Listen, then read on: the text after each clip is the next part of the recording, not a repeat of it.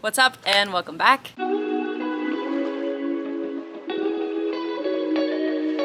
Today I'm going to be taking you through some garden upkeep. I enjoy these videos. I think that it's important to know what work comes with having a garden. It's not just planting and watering and then reaping what you grew. That would be great if that's all it took. But there's a little bit more work usually involved. So I'll take you through some common garden chores that you will have to do if you have a garden. I'm going to see how much I can get done before I burn out because it is currently almost 90 degrees. It's very hot right now. So today's list consists of a fair amount of weeding, which is a very common garden chore, putting up trellises and stakes for some peppers and tomatoes, throwing more dirt on top of my potatoes, and a little bit of pruning, and then possibly removing some mulch that I have because I think I may have over mulched and I don't want it to become a problem. Oh, and then lastly, I need to get some measurements and stuff done for the hailcloth structure. Okay, so yeah, I got some sunscreen on, I have water, I have coffee, and let's get going. So for weeding in the beds, I just have a lot of grass growing.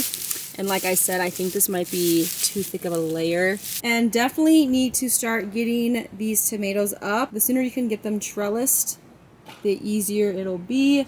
These guys I definitely need to kind of adjust. And then for the peppers, all we're going to be doing is using these types of wood stakes just to kind of help them hold up a little better. And then for actual weeding, besides all the grass in there, I just want to get all of this weeded out.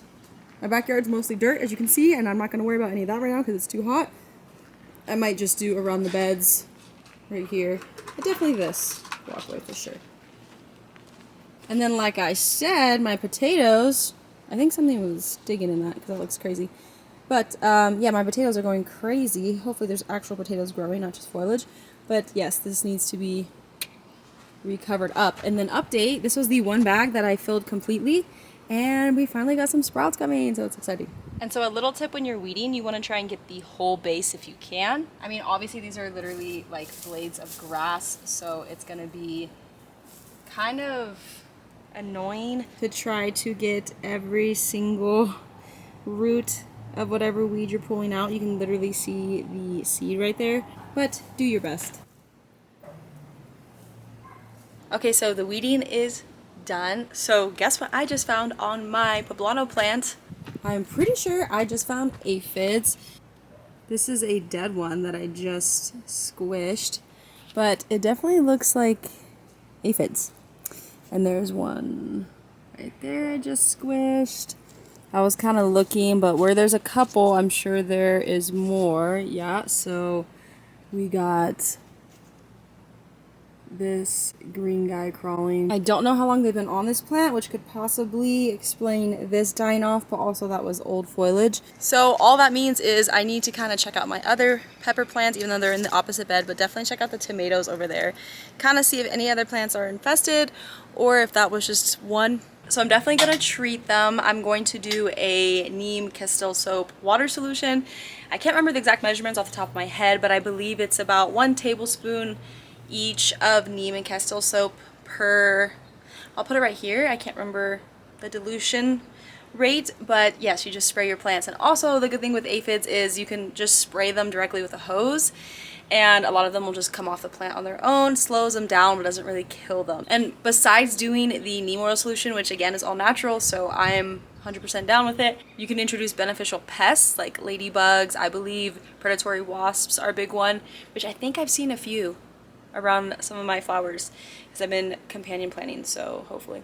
The reason why I'm treating tonight is because you don't want to be spraying your plants in the heat of the day. The leaves could easily burn, so doing it when the sun's kind of setting while it's cooler is your best bet. And I did find more aphids on my pepper bed, which is a bummer. So yeah, definitely going to be doing a treatment tonight. I might just do it on all of my beds and probably add in some more beneficial plants, herbs and flowers to that bed, because I don't have much. I only have a couple marigolds and that's it, but I also have onions. They don't seem to be helping. Hey, so update, it's been a couple hours. I took a little break, longer than I meant to, but I've also untangled and added another trellis to this guy as well as the next one so that it's prepared. So it has a long way to go, and hopefully I get some kiwis. That would be very cool. Next, I think I'm going to transfer my tomatillos into their buckets. the 2 that are gonna go in buckets, and then my trellising will be next. All right, so I've separated my tomatillos. I have one here in each pot, and then I have 3 more over in that bed. And I filled up a 6 tray, almost double of extras that I have. I also forgot that I started these chives a while ago, and only one has germinated from the whole pack. But I'm going to water this, stick it probably over there on that bed, and just see what happens. And then I'm gonna get these watered, and then all that's left to do is these stakes, I think. Hey, so I feel like a lot has happened today that I didn't plan to happen, but you know what, it's fine, okay? So I got really freaked out and paranoid about my aphid problem. So besides making my mix, which I got right here, if you don't have one of these, highly recommend. I just did 1 gallon, 2 tablespoons neem oil, the legit cold pressed neem oil, okay? And about 1.5 of Castile soap. You can use whatever soap you want, just make sure that there's no fragrance, added stuff, blah, blah, blah. But then I kept getting paranoid, so I ran to Home Depot. I got more marigolds. They're having a sale 4 for $10, and there's 6 in each one. These are great aphid deterrents. I also grabbed some basil, and honestly, these were looking really sad, so I only bought 1 of each. This was like the best looking parsley that they had, and then this cilantro. I was just desperate. Okay, so we'll see how this takes. But yeah, these are supposed to be great deterrents for aphids. And yeah, like I said, I did a lot more than I meant to do today.